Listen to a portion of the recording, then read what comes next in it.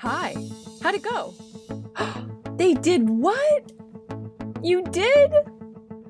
I can't take any credit for that. I'm just so proud of you. You know, this is what life looks like when you're tapped into your authenticity and equally aligned with your intuition. Remember, Mom always taught us to trust our guts. You're listening to Hey Big Sister with me, Meg. There's a different way to run your life and your business. One that allows you to truly connect with people on a human level. No more icky sales, no more comparisonitis, just you taking mindful, intentional, messy action to create success that you can be proud of. Let this episode be your guide. For the next few minutes, open your mind to new possibilities. And don't forget to pour me a little grace. I'm just like you, except I picked up the mic and started talking about all the things that go on in both of our heads. If this episode hits home for you, it would mean the world to me to have you leave the podcast a 5-star rating and written review. Also, could you do me a favor and text the link to this episode onto 3 of your best friends? You know, I'm a real human behind this mic, and I actually want to connect with you. Click the show notes below to connect with me on social media. I would love if you sent me a DM with your takeaway from this episode. You are family now. Here we go.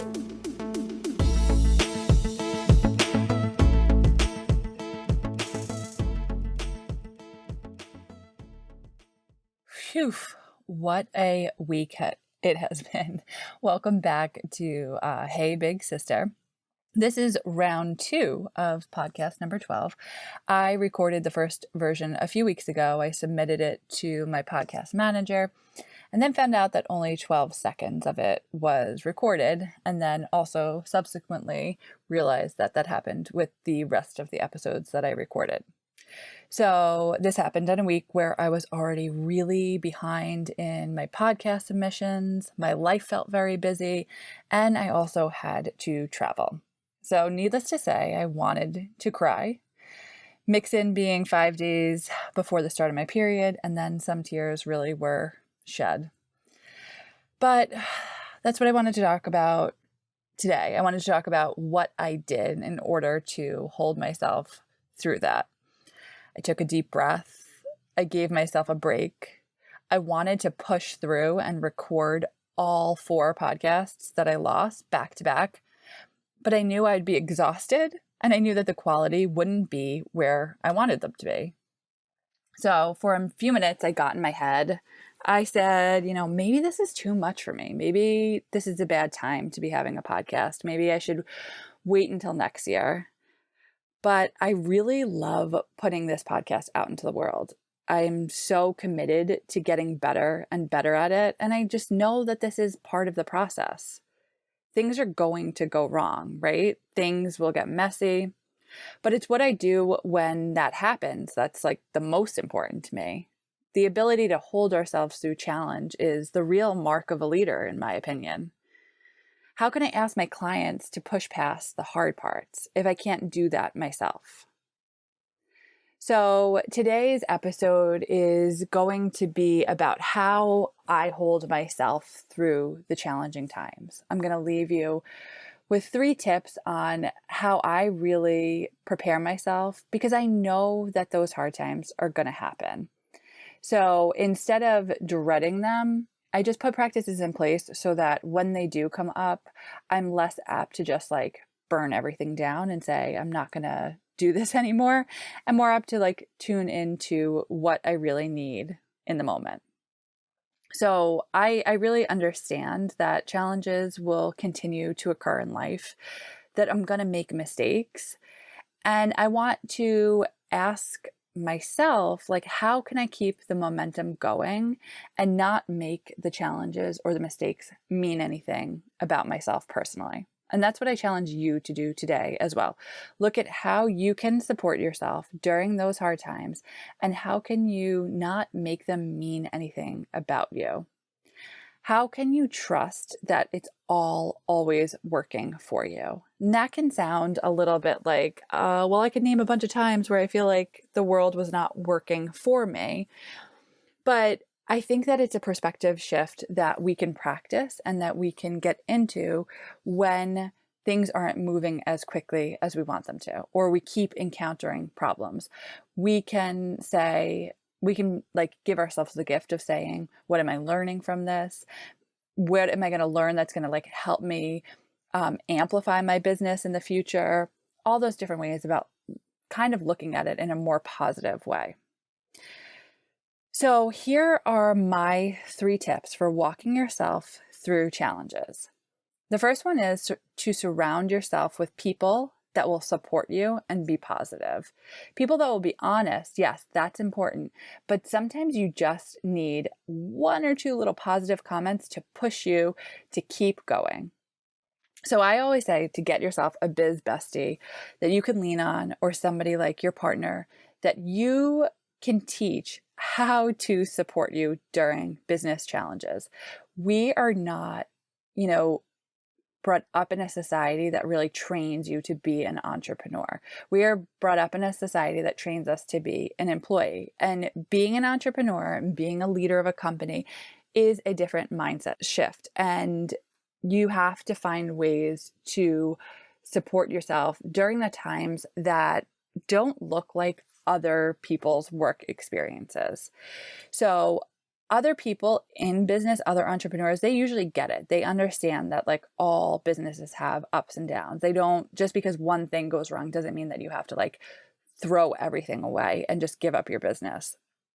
So they usually know that the ups and downs are going to happen, and they can tell you that it's going to get better and that they have been there. And sometimes that's all you need, just knowing that somebody else has come out the other side.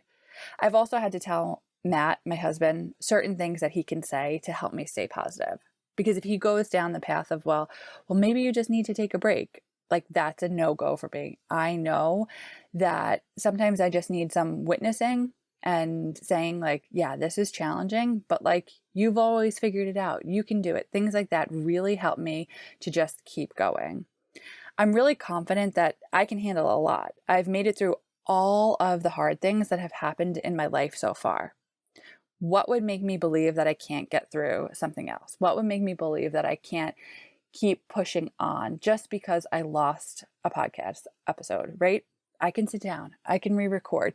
Maybe I have to go a week without one. Like all of these things are figure outable. My business is my passion and it's my heart, and it's something that I want to always be out in the world. And I've always decided that I'm working this until it works in all aspects. So that means that my business is always going to be a part of me, even if I royally mess up, even if it feels really, really challenging, it will always be here. And I'll always figure out what I need to do in order for it to thrive. So I need to be surrounded by people that believe in that too. So tip number 2 is to prioritize your healing, especially nervous system work. So things like therapy, coaching, movement, energy work, meditation, all of these modalities have helped me bring more healing into my life. I have always tended to be a rather anxious person. I'm a perfectionist and really worried, like historically, really worried about the approval of others.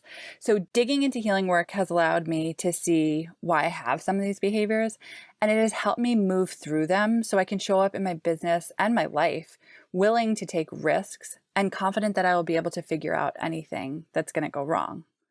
So learning how to create more calm in my life and how my nervous system responds when it's activated has helped me create a toolbox that helps me be less reactive in moments of stress. So when challenges pop up, I can reassure my body that I am safe and that nothing dangerous is happening. So when our nervous system is activated and we go into fight, flight, or freeze response, our body reacts. And this doesn't allow us to make decisions from our logical brain. We default to the animal part of our brain. And that sometimes has us saying things like, screw it all, I'm never showing up on social media again if we get, a negative comment or we feel like we messed up in the marketing of a new program. So I have challenged myself to take risks and make mistakes so that I see that my nervous system can handle that and I don't have to respond right in the moment. I can carry myself through and then think logically about a plan. And then the third tip is to separate my worthiness from the success of my business. So this is a challenging one. So often we get wrapped up in the numbers and the accomplishments. If we tie our ego to the success of our business, then we also tie our ego to the quote unquote failures of our business. I've learned to not make anything about business personal.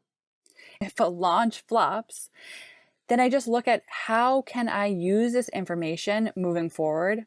How can I use this to better serve my audience or community? But I don't let it mean that I'm a bad coach or a bad business owner. This helps a lot, and it takes time to cultivate this as a practice. I know that I am good and worthy and successful no matter what happens in my business or my life. Like nothing that we can do outside of who we are is going to say we are more or less worthy. Mistakes are going to occur. Pivots in business are going to happen. Changes are going to be made, and it's all okay. This has taken a lot of subconscious work. I've done hypnosis, journaling, affirmations. I've really tried to restructure my neuropathways because mine tend to go to the, everything, something negative happens and everything's going to go wrong, everything's bad. And I have really practiced in that moment when I see that negative talk track happening, stopping and saying like, thank you, brain, you are trying to keep me safe and I appreciate that, but I choose not to believe that. I also tend to really ask myself, like, is this the ultimate truth? So, just like this experience, like I'm sharing about the podcast, when I realized that I could not get back the full recording, and I said, maybe I shouldn't be doing this. I asked myself, is this the ultimate truth? Is because this one technological glitch happened during Mercury in retrograde, mind you, I should have known better. Does that mean that I should just, pack it up and not do it? No, that's not the ultimate truth. The ultimate truth is that things are going to happen and you can just jump right back in and start again. So I really hope that these tips resonate with you. Your dreams are so important, and your business is going to change the world.